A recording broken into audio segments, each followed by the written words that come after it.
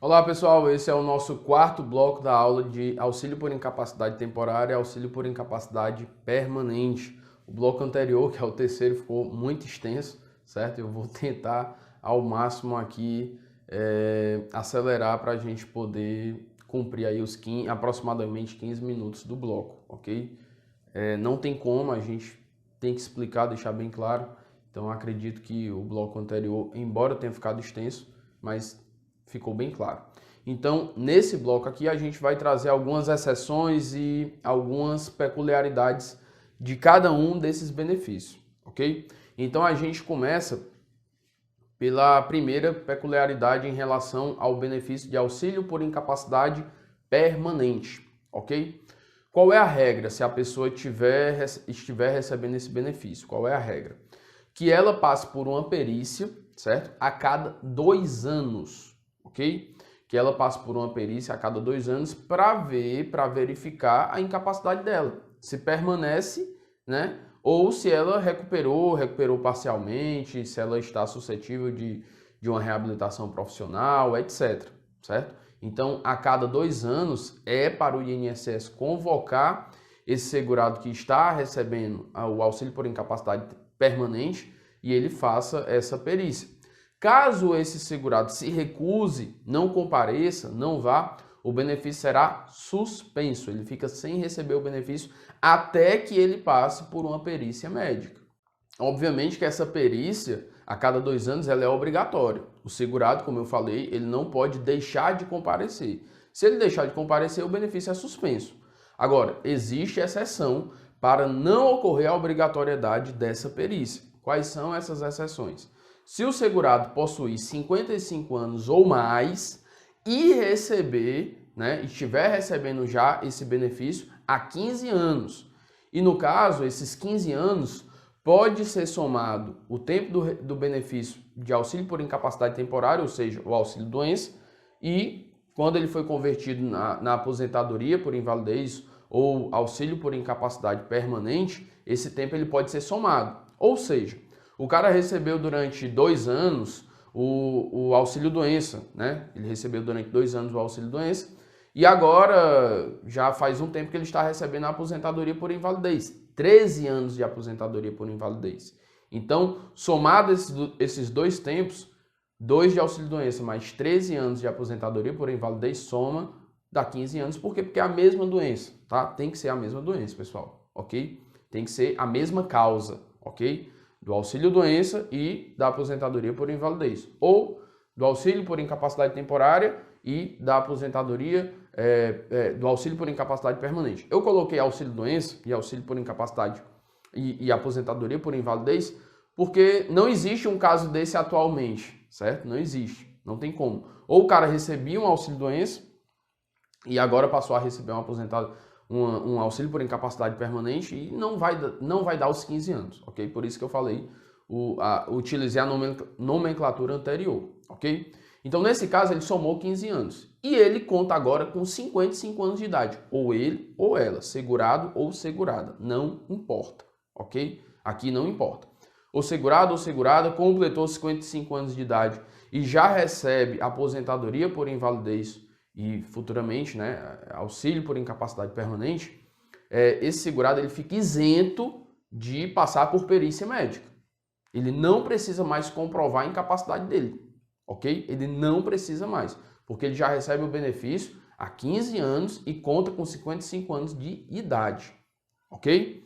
O outro caso, a outra exceção, é quando ele completa 60 anos de idade, ou ele ou ela, segurado ou segurada. E aqui, quando ele completa 60 anos de idade, não importa o tempo de benefício. Ele pode estar recebendo o benefício há 1 ano, só há 1 mês, não importa, certo? Ele está recebendo a aposentadoria por invalidez e agora, no caso, está recebendo o auxílio por incapacidade permanente há 1 mês, 5 anos, 10 anos, não importa. Ele atingiu 60 anos de idade, ele fica isento, ele não deve mais ser convocado para o INSS para fazer perícia, para ver se a incapacidade dele continua, certo? Ele não é mais para ser convocado, a legislação deixa isso bem claro. Tranquilo? Superado essas 2 exceções, agora a gente vai para a exceção da exceção, ok? Vamos lá. Eu falei para vocês em aulas anteriores que nenhum benefício, certo, do regime geral de previdência social, ou seja, da previdência social, pode ser superior ao teto previdenciário. Nenhum benefício. Agora, existe uma situação, existe uma exceção, certo, que pode ultrapassar esse teto. E qual é essa exceção? No auxílio por incapacidade permanente ou aposentadoria por invalidez, que é o mesmo benefício, tá? É só a nomenclatura que muda. Qual é essa exceção? Quando essa pessoa precisar do auxílio de terceiros para poder exercer as suas atividades habituais, né? Tomar banho, se alimentar, andar, passear, etc. Essa pessoa que necessita de ajuda de terceiros, ela tem direito a um acréscimo de 25%. E esse acréscimo não importa qual o valor do benefício, se é o teto previdenciário ou se é um salário mínimo. Ele vai ter direito a 25%. Então, se um cidadão ou uma cidadã recebe um benefício do teto previdenciário, certo? Recebe benefício, então, e ele comprova, mediante perícia médica, que necessita do auxílio de terceiros para poder fazer as suas atividades habituais, certo? No cotidiano, ele comprova, mediante perícia médica, que precisa desse auxílio de terceiros, ele terá direito a um acréscimo de 25% do valor do benefício que ele já recebe. Portanto, se ele recebe o teto previdenciário, ele vai receber 25% a mais do teto previdenciário, porque ele precisa do auxílio de terceiros. Agora, esse cara falece, certo? Vamos supor. Esse cara falece. Então, o valor do benefício é o teto previdenciário mais 25%, a pensão, o cálculo vai ser esse? Não, de forma nenhuma, certo? Esse acréscimo de 25% é só enquanto o cidadão ou a cidadã, o segurado ali da Previdência Social, estiver vivo. Porque é para ele, é um acréscimo para auxiliar, para ter outra pessoa ajudando ele. A partir do momento que ele falece, esse acréscimo ele se acaba e não vai incorporar o cálculo do benefício de pensão. Claro que não vai, tá? Que isso fique claro. E por que eu falei que é exceção da exceção? Porque nesse caso, certo? Nesse caso, o cara, o segurado, a segurada, ela não fica isento da perícia, certo? A segurada tem mais de 55 anos de idade e mais de 15 anos de tempo de recebimento de aposentadoria por invalidez, ou o segurado tem 60 anos, ou a segurada tem 60 anos e já está recebendo aposentadoria por invalidez, é isento de perícia. Agora, a perícia, para ter direito a esse acréscimo de 25%, não há isenção, certo? Tem que passar por perícia médica, embora o cara, o segurado, a segurada, esteja amparada por aqueles dois dispositivos de exceção. Por isso que é exceção da exceção. Enfim, ok? Não isenta ele de forma alguma, não é só ele dizer, eu não vou passar porque eu já tenho 60 anos de idade, já estou recebendo o auxílio por incapacidade permanente, aposentadoria por invalidez, eu sou isento de perícia. Mas essa perícia, para comprovar que necessita de ajuda de terceiros, não há isenção, tá? Ele tem que passar pela perícia. Agora uma observação para os dois benefícios, tanto o auxílio por incapacidade temporária como para o auxílio por incapacidade permanente, tá? Os dois estão sujeitos à reabilitação profissional. Se o perito, na perícia inicial ou em outra perícia posterior, ele identificar que existe uma possibilidade desse segurado ser reabilitado profissionalmente ou para a mesma atividade que ele exercia, certo? Ou para outra atividade, que eu não concordo, dependendo do caso eu não concordo, ele está sujeito à reabilitação profissional, ok? Ele está sujeito. O perito pode muito bem, olha, não, você vai receber o auxílio-doença, mas eu vou encaminhar você para a reabilitação profissional, porque você pode recuperar sua capacidade laborativa com várias sessões de fisioterapia ou com treinamento, etc. Ele pode fazer isso, o perito? Pode, sem problema nenhum, desde que exista um serviço disponível. A gente sabe que muitas agências da Previdência Social não possuem nem perícia médica. Ainda mais, além do mais, reabilitação profissional. São poucas agências no Brasil que possuem esse serviço, né? Que é um absurdo, mas enfim, é isso, tá? O governo ele economiza, ele deixa de investir, na verdade, na estrutura do INSS e prefere gastar milhões e milhões e milhões de reais com benefício, né? Que é o outro absurdo, mas enfim, é dessa forma que funciona. Então, o cidadão, se o perito encaminha para a reabilitação profissional, o segurado ele tem que ir. Se ele não for, o benefício é suspenso. Ok? Que isso fique claro. Reabilitação profissional, da mesma forma da perícia a cada 2 anos, ela é obrigatória. Então, se o perito, na perícia inicial, ele encaminha para a reabilitação profissional, ou em outra perícia, seja do auxílio por incapacidade temporária, seja do auxílio por incapacidade permanente, na perícia inicial ou em outra perícia subsequente, ele encaminha o segurado para a reabilitação profissional, é obrigatório. Se o segurado não for, não comparecer, o benefício é suspenso, ok? Só sendo restabelecido se ele comparecer, se ele justificar, porque senão vai ser cessado depois de um determinado período, salvo engano, depois de 6 meses, certo? O benefício é suspenso e depois, se ele não comparecer, o benefício é cessado, ok? Isso vale também para aquela perícia de 2 em 2 anos, ok? Se o segurado ele não comparece, o benefício é suspenso e após 6 meses, salvo engano, certo? Salvo engano, é cessado o benefício, ok? Então a reabilitação profissional é obrigatória. E uma coisa que eu não concordo na reabilitação profissional, como eu já disse, é porque pode ser reabilitado para a atividade que ele já exercia ou para uma nova atividade. Por que eu não concordo? Por exemplo, o cara trabalha em um escritório de contabilidade, certo? E é uma empresa, um escritório de contabilidade é uma empresa, ele trabalha lá, ou seja, ele mexe no computador direto, o negócio dele é aqui, ó, computador, certo?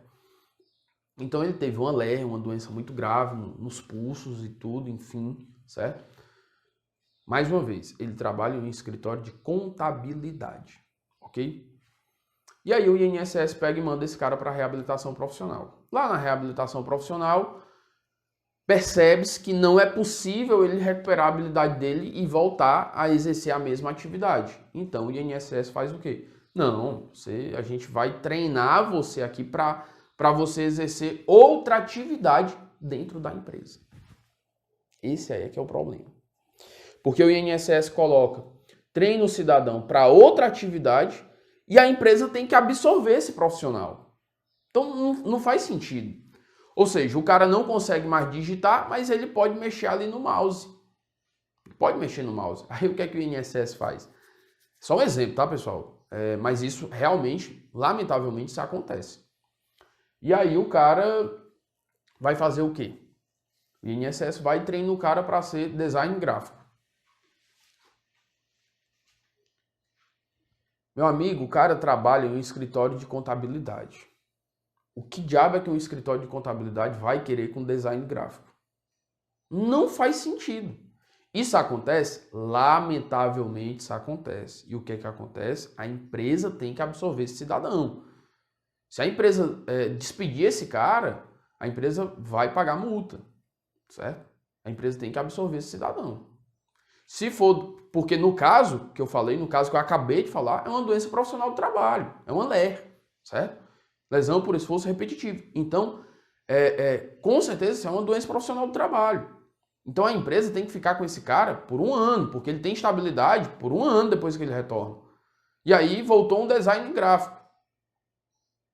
Qual o sentido disso? Ou então voltou um serviços gerais. O cara vai querer ser serviços gerais no escritório de contabilidade e vamos ver qual o tamanho desse escritório de contabilidade. E aí o governo simplesmente exige, impõe que a empresa absorva esse profissional. Isso é absurdo. Não tem sentido isso. Mas essa é a legislação, certo? Essa é a legislação. Da mesma forma, vamos supor que o cara é caminhoneiro. Sofreu um acidente, ele não pode mais dirigir. Porque ele perdeu o movimento das pernas, sei lá, enfim. O que é que vai acontecer? O INSS vai treinar esse cara para fazer outra atividade dentro da empresa. E aí quando o cara volta para a transportadora lá, o cara diz, eu não posso mais dirigir. Então tu quer fazer o quê? Não, o INSS treinou aqui para para eu trabalhar aqui na parte de administrativa e tal. Cara, mas já tá cheio de gente. Eu vou botar outro profissional para fora para poder te absorver? Então eu vou ter que prejudicar outra pessoa para absorver a mão de obra? Porque eu sou obrigado, porque senão eu vou pagar multa? Não tem sentido. Mas isso, lamentavelmente, acontece. Qual é a hipótese que eu concordo com isso? Ora, se o cara é contribuinte individual, ele já trabalhava por sua conta e risco. Então o cara é taxista, sofre um acidente, não pode mais trabalhar. Aí sim, eu concordo que o INSS vai e reabilite o cara para outra atividade. Já que aquela atividade que ele exercia por sua conta e risco não tem mais como exercer. Aí o INSS vai e treina esse cara para ser design gráfico, por exemplo, certo? Ou trabalhar com planilhas, ou seja, só na frente do computador, eu fico calado. Aí sim faz sentido, ok? Aí sim faz sentido. Mas isso é possível, tá, pessoal? Que fique claro. Reabilitação profissional é obrigatório. Qual é o caso que não é obrigatório? Quando depende de cirurgia, para o cara se reabilitar, ou de transfusão sanguínea. Aí sim, aí o cara pode simplesmente dizer porque existem as exceções. E essa é uma exceção, certo? Reabilitação profissional é obrigatório, o cara tem que ir, o segurado tem que ir, a segurada tem que comparecer. Não tem jeito, não escapa. Se não comparecer, o benefício é suspenso. Depois de 6 meses, o benefício é cessado, ok? Agora, existem exceções. Qual é a exceção? O cara vai para a reabilitação profissional e na reabilitação profissional ele teve um problema no joelho, ele é motorista, teve um problema no joelho ou nas pernas, enfim.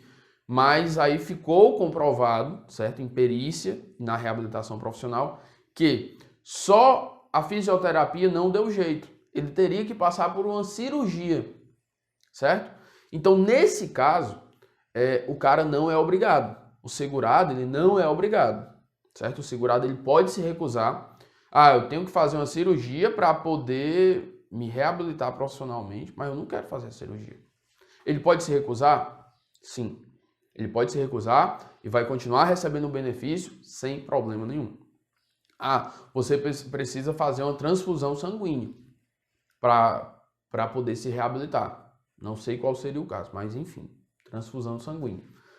Ele pode se recusar? Pode. Vai deixar de receber o benefício porque se recusou? Não, em hipótese nenhuma. Isso vale tanto para o auxílio por incapacidade temporária como para o auxílio por incapacidade permanente, ok? Transfusão sanguínea e cirurgia não é obrigatório. O segurado ele pode se recusar a fazer e ele vai continuar recebendo o benefício, tá? Todos os dois, tá? Dependendo do caso que ele estiver, ok? Bom, essas eram as observações mais importantes em relação aos dois benefícios. Tranquilo? Agora a gente vai aqui para o auxílio por incapacidade permanente, ok? Por quê? Porque esse cara ele pode se recuperar. Como eu falei para você, ele pode passar por uma reabilitação profissional, ok? Então ele pode sim se recuperar e deixar de receber o benefício. Da mesma forma, qual é o correto? Tem muita gente que o cara é representante comercial. Então ele tira ali um salário de, sei lá, 5 mil, 4 mil reais. E aí vai para o INSS para receber o benefício e acaba recebendo uma aposentadoria por invalidez ou auxílio por incapacidade permanente de 2 mil reais. Poxa, o cara tinha uma renda de 4, 5 mil reais e está recebendo 2 mil reais. Esse cara ele vai querer continuar aposentado? Não quer continuar aposentado, ele quer voltar a trabalhar. Então esse cara, ele quer fazer a reabilitação profissional, ele quer se recuperar para voltar ao mercado de trabalho. Isso é normal acontecer. E qual é o procedimento correto?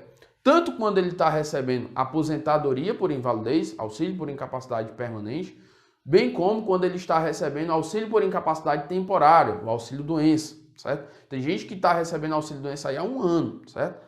Mas, por exemplo, teve amigos meus, vigilante, recebe R$ 1.800, R$ 1.700, foi para o INSS, passou a receber R$ 1.100, R$ 1.200, R$ 1.300. Ou seja, diminuiu a renda ali em R$ 500. Agora, poxa, como é que eu faço? Porque a empresa não me aceita de volta. Enquanto o INSS não acabar com o benefício, não dizer que eu estou apto a voltar ao trabalho, a empresa não me aceita de volta. Como é que eu faço? Ora, você tem que solicitar uma perícia médica para poder passar pelo perito e o perito dizer, não, você já está recuperado, já pode retornar ao trabalho, certo? Agora, teve uma mudança recente em relação a isso, pessoal. Teve uma mudança recente e eu vou ver se eu trago essa mudança para vocês, mas parece que agora pode retornar ao trabalho, né? Antes as empresas não aceitavam de jeito nenhum e eu acredito que a grande maioria delas continuem sem aceitar. Mas parece que agora o segurado se responsabiliza e pode retornar. Se tiver realmente essa mudança, essa alteração, que é muito recente, eu trago para vocês, certo? Eu trago para vocês em uma dessas aulas gravadas aqui, eu trago para vocês. Mas eu não tenho certeza, mas parece que tem uma mudança nisso, tá? Mas o protocolo, a grande maioria das empresas, certo, continuam seguindo esse. Se o INSS dizer que essa pessoa está apta a voltar ao trabalho, ele aceita essa pessoa voltar. Se não, ele não aceita, certo? A regra é essa. Parece que existe essa exceção, eu vou pesquisar e se tiver eu trago para vocês, tá bom? Então o que é que acontece? Tanto nos dois benefícios, tá? Nos dois benefícios, para você retornar à atividade, é bom que você marque uma perícia e aí você volta, tá bom? Você faz a perícia. Isso daqui acontece na aposentadoria por invalidez. No auxílio por incapacidade temporária, isso daqui não acontece, tá? Não tem como, certo? Mas é bom você avisar o INSS no auxílio por incapacidade temporária, principalmente para o empregado, porque o empregador ele não aceita você retornar, você tem que passar por uma perícia. Se você não é empregado, você pode ir ao INSS e solicitar a perícia. Talvez você preste serviço para alguma empresa e tal, etc. E aí o empresário quer saber, não, você está afastado, eu só vou utilizar seus serviços, né? Já que você faz, por exemplo, impermeabilização, então existe ali produto químico, etc. Eu só vou utilizar o seu serviço se você estiver apto realmente, se você tiver parado de receber o benefício, né? Existe essa possibilidade também, o segurado vai e solicita a perícia. Mas isso daqui é somente para aposentadoria por invalidez, auxílio por incapacidade permanente, ok? Vamos lá. Recuperação total e dentro de 5 anos. Recuperação total e dentro de 5 anos, ok? Cessa o benefício de imediato para o segurado empregado. Cessa o benefício de imediato para o segurado empregado. O segurado vai lá no INSS, quero uma perícia, eu estou aposentado por invalidez, mas eu quero voltar ao trabalho, estou recebendo auxílio por incapacidade permanente, quero voltar ao trabalho. Passa por uma perícia. A partir do momento que o perito detectar que ele recuperou a atividade laborativa dele, recuperou a capacidade laborativa dele, o perito vai dizer que ele está apto a retornar ao trabalho e o benefício é cessado de imediato para o segurado empregado, ok? Para os demais segurados que estão recebendo a aposentadoria por invalidez, o auxílio por incapacidade permanente, o benefício é mantido pela quantidade de meses, né, que ele recebeu por anos. Ou seja, não é bem assim, mas vamos lá. O cidadão recebeu o benefício durante 4 anos. 4 anos, certo? Então, o benefício será mantido ainda por 4 meses. Mesmo que ele retorne à atividade, mesmo que ele volte a exercer a atividade e volte a contribuir. Ainda assim, ele vai receber o benefício por 4 meses. A quantidade de anos que durou o benefício é a quantidade de meses que ele vai receber. Se ele receber o benefício por 1 ano, então ele vai receber mais 1 mês do benefício, ok? Se ele recebeu por 5 anos, então ele vai receber 5 meses do benefício, ok? Quais são os segurados? Os demais segurados, CADSF, tá? CADSF, contribuinte individual, avulso, doméstico, segurado especial e o facultativo. Agora, recuperação parcial, ok? Ou após 5 anos, ainda que total, certo? Recuperação parcial ou após 5 anos, ainda que total. Ainda que o cara, que o segurado se recupere completamente, se for após 5 anos, vai seguir essa regra, tranquilo?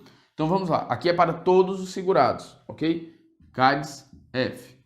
100% do valor do benefício pelos primeiros 6 meses. Depois há uma redução, 50% pelos próximos 6 meses, do 7º ao 12º mês. E outra redução, a última, 25% do benefício por mais 6 meses, certo? Do 13º até o 18º mês. E aí acaba, fim do benefício completamente. Durante esse período aqui, pessoal, certo? Ele pode estar trabalhando e ele vai continuar recebendo o benefício do mesmo jeito. Por isso que o correto do cidadão que está recebendo o auxílio por incapacidade permanente é ele marcar uma perícia se ele quer retornar ao trabalho, certo? Principalmente nesse caso, ele vai poder fazer a perícia, continua recebendo o benefício, certo? Tanto nesse caso aqui, ó, ok? Como nesse caso aqui. Ele vai continuar recebendo o benefício e pode trabalhar sem problema nenhum. Agora, o cara, certo? O segurado, a segurada, tá recebendo aqui, ó, 6 meses. Tá no 7º mês, certo? No 7º mês e já tá trabalhando, certo? Ou como contribuinte individual, ou como segurado especial, enfim. Contribuinte individual, empregado, avulso, não importa. Tá trabalhando, certo? Tá recebendo 50% do benefício. Fica incapacitada novamente para o trabalho. Ela pode solicitar um auxílio por incapacidade temporária? Pode. Sendo concedido, ela vai ter que optar. Ou recebe, continua recebendo esse, ou recebe o outro que o valor vai ser maior, né? Obviamente, porque ela vai receber 100% do auxílio por incapacidade temporária. 91%, como a gente já viu, né? O cálculo é melhor do que 50%. Mas aí ela vai ter que optar. Ou ela continua recebendo esse, ou ela vai receber o temporário. Um dos dois, certo? Os dois ela não pode receber. Qual é a implicação? Qual é a implicação? Ora, aqui ela está no 7º mês. Ela ainda vai receber 5 meses de 50% e vai receber ainda 6 meses de 25% do valor.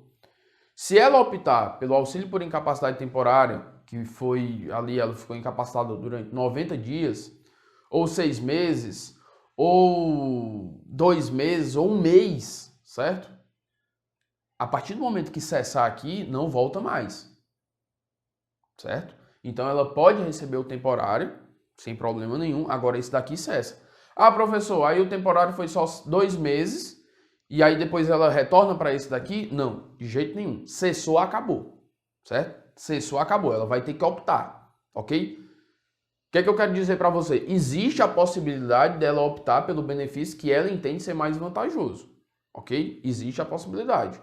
Tanto aqui, durante todo esse período, tá? Durante todo esse período. Nos primeiros 6 meses não faz sentido, porque ela está recebendo 100%.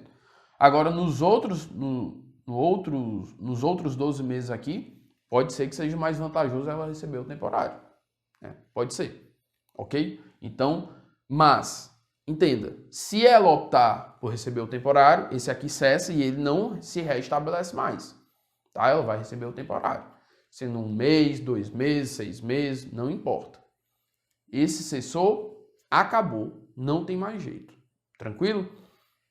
Bom, em relação ao auxílio por incapacidade temporária e auxílio por incapacidade permanente, eu acredito que eu tenha falado tudo. Se eu não falei tudo, eu acredito que eu tenha falado 95% do conteúdo, certo?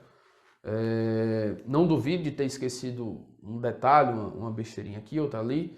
Vou até olhar aqui se tem alguma coisa. Não tem não, acho que é isso, né? É isso. A última observação é o seguinte: se o cidadão retornar, seja qual for a atividade, certo? Seja qual for a atividade aqui, ok?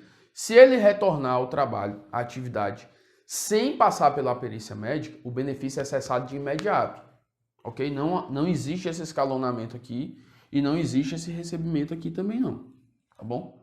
Se aplica a regra do empregado, ok? Da mesma forma que se o empregado voltar a trabalhar sem passar por perícia, que é difícil a empresa aceitar, cessa de imediato o benefício. Mas a empresa, pessoal, ela não é impedida de aceitar o empregado voltar ao trabalho, certo? O que acontece? Geralmente as empresas não aceitam porque podem sofrer ações trabalhistas em um futuro breve, né? O empregado volta, teoricamente ele não estava bem ainda, a empresa aceita, e aí depois ele vai e entra com ação trabalhista porque a empresa colocou ele para trabalhar e ele ainda estava incapacitado. E ele tem uma prova disso, que é o INSS, que concedeu o benefício até determinado período, mas a empresa aceitou ele voltar ao trabalho, ok?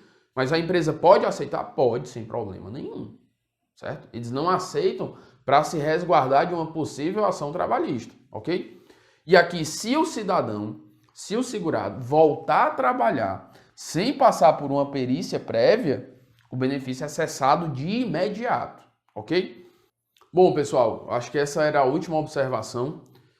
A gente conclui aqui a nossa aula de auxílio por incapacidade temporária, auxílio por incapacidade permanente. Eu acredito que eu falei bastante, certo? Falei muita coisa realmente. Acredito que eu tenha abrangido aí 95% do conteúdo, talvez tenha passado alguma coisa, como eu já falei anteriormente. Mas é isso. Muitíssimo obrigado, bons estudos. Até a próxima aula, que também será dividida em blocos. Eu espero que em blocos de aproximadamente 15 minutos. E é isso, pessoal. Muitíssimo obrigado. Tenham todos um feliz ano novo, né? Repleto de saúde, que é o que a gente precisa no momento. Muita saúde, muita paz, prosperidade, felicidade. E é isso. Um grande abraço a todos. Até a próxima aula e até o próximo vídeo também. Muito obrigado. Valeu. Até mais.